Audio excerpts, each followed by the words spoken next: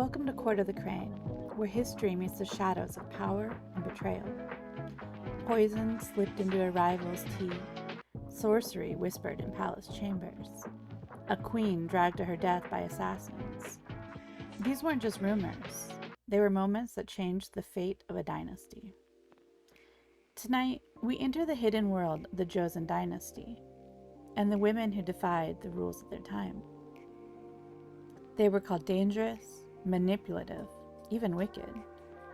Yet their intelligence and ambition carved them a place in history. These are Joseon's femme fatales. The Joseon dynasty lasted more than 5 centuries, from 1392 to 1897, a society built on Confucian ideals. Men were expected to rule in politics, scholarship, and the military. Women, by contrast, were expected to live quietly as obedient daughters, wives, and mothers. For most women, this meant arranged marriages, strict codes of chastity, and little access to education.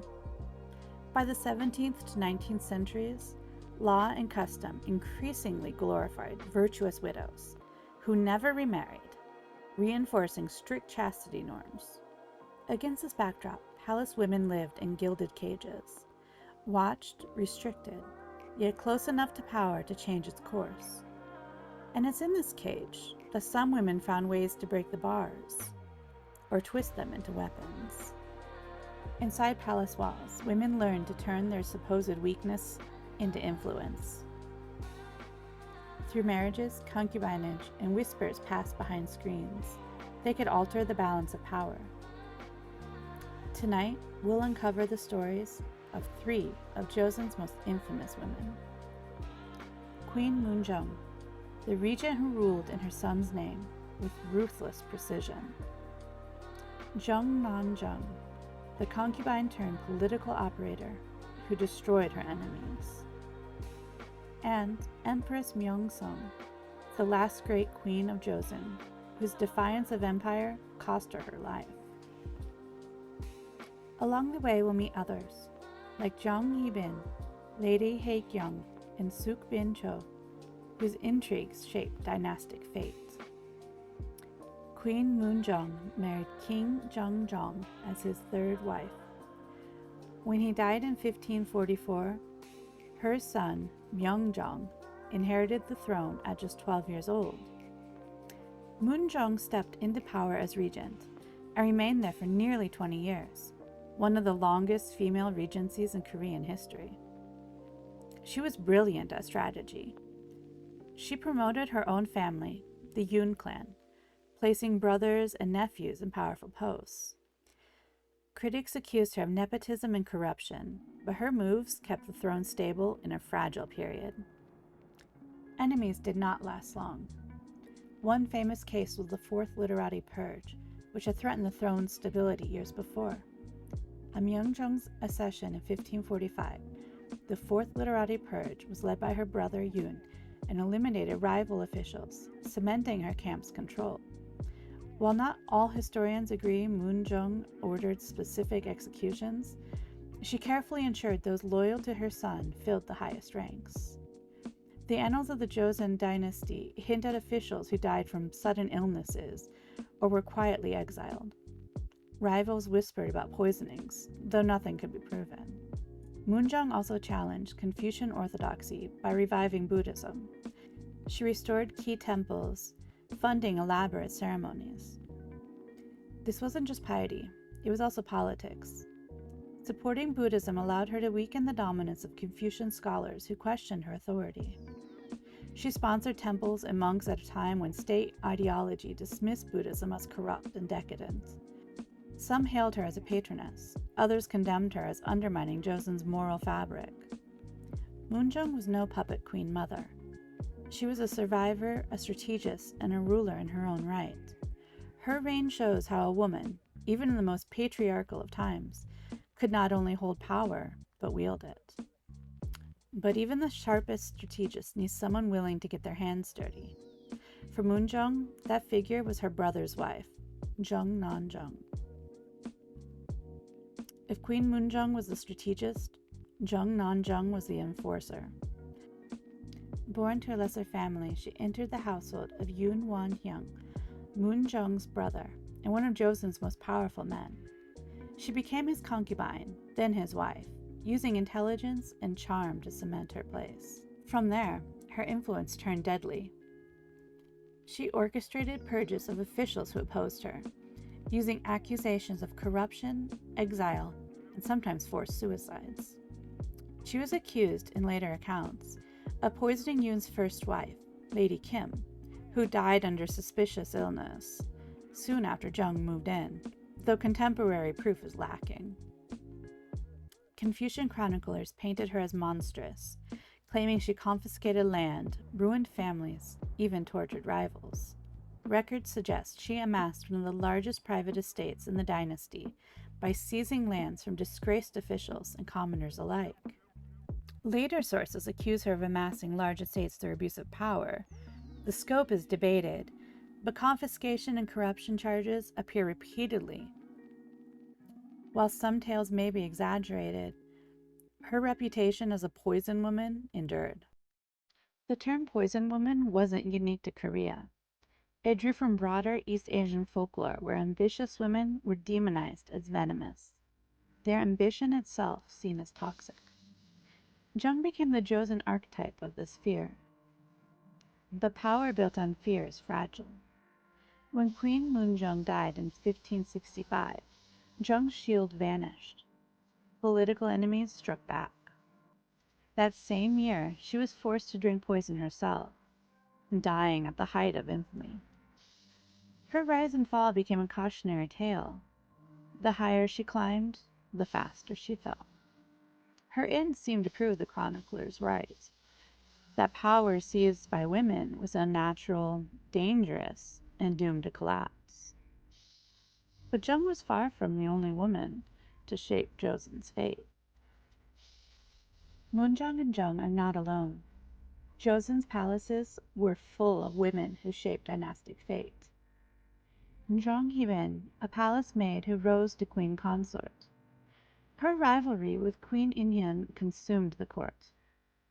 In 1701, she was executed by poison after being convicted on sorcery charges amid intense factional struggle under King Sukjong. The chronicles describe ritual dolls and incantations buried within the palace walls. Whether real evidence or slander, it shows how fear of female influence was often framed through witchcraft. Lady Hae-kyung, best known for her memoirs chronicling palace intrigue and the tragic downfall of her husband, Crown Prince Sado. Her memoir recounts, in harrowing detail, how the prince's paranoia and violence spiraled, until King Young-jo ordered him sealed in a rice chest to die. Lady Hae-kyung's words preserve both her grief and her defiance against forgetting. Her writing remains one of the most important first-hand records of Joseon life. Sukbin-cho, a palace maid who caught the king's eye and became the mother of King Yeong-jo, one of Joseon's greatest rulers. Her rise from servant to royal consort shows how even the lowest-born women could change dynastic history. Her son, King Yeong-jo, never let the court forget his humble origins. He invoked his mother's story as proof that virtue and loyalty mattered more than noble birth, reshaping Joseon's view of legitimacy.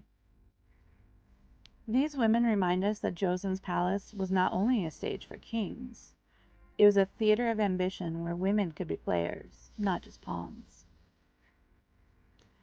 But if these women fought their battles within Joseon's walls, one final queen took her fight to the global stage. As the Joseon dynasty neared its end, another formidable woman emerged. Empress Myeongseong, remembered in the West as Queen Min. Unlike Jeong Nan-jeong or Jang Hui-bin, her arena was not palace gossip, but international politics. She saw the rising threat of Japan and sought alliances with China and Russia in order to preserve Korea's independence. She pushed for reforms in education, the military, and diplomacy, measures that made her both admired and feared. She invited foreign advisors to modernize Korea's army, establish schools that taught Western science, and supported the first modern postal system. These steps placed Korea on a collision course with powerful neighbors. On October 1895, during the Omi incident, Japanese agents and Korean collaborators stormed Gyeongbokgung Palace. They dragged the queen from her chambers, murdered her, and burned her body. They butchered palace guards, servants, even court ladies who tried to resist. The brutality sent shockwaves across Asia.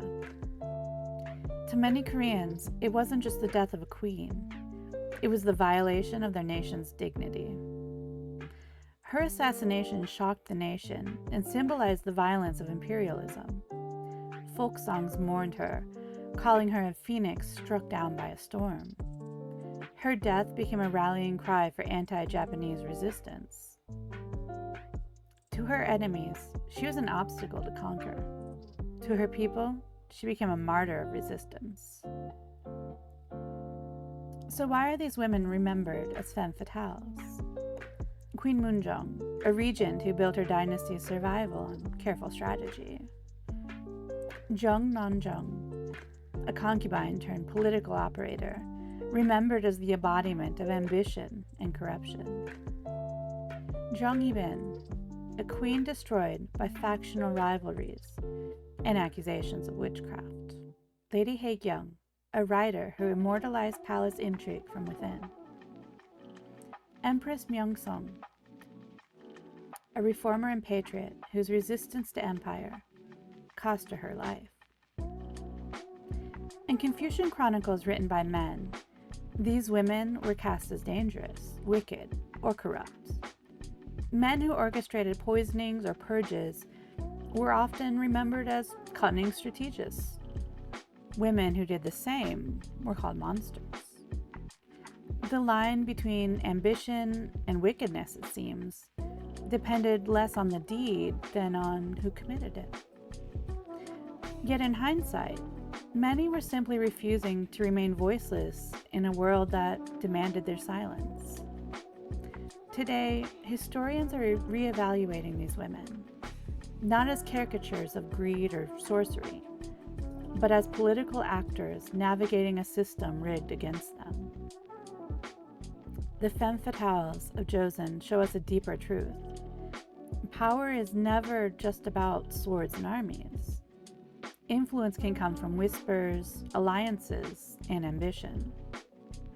These women, queens, concubines, riders, rebels, reshaped Korea's history from behind the curtain. Their names are blackened by hostile chroniclers, but their stories endure. So we're left with a choice. Do we remember them as the chronicles painted them? Villains, seductresses, poisoners? Or do we see them as something more complex? Women who refuse silence in a world where silence was survival. Perhaps in the end, the true danger of Joseon's femme fatales were not their crimes, but their refusal to remain silent in a world that demanded their silence. Thank you for joining us tonight on Court of the Crane. If you enjoyed this story, please like, subscribe, and tell us in the comments. What Joseon figure or secret would you like us to uncover next? Until then, stay curious. And remember, the past is never truly silent.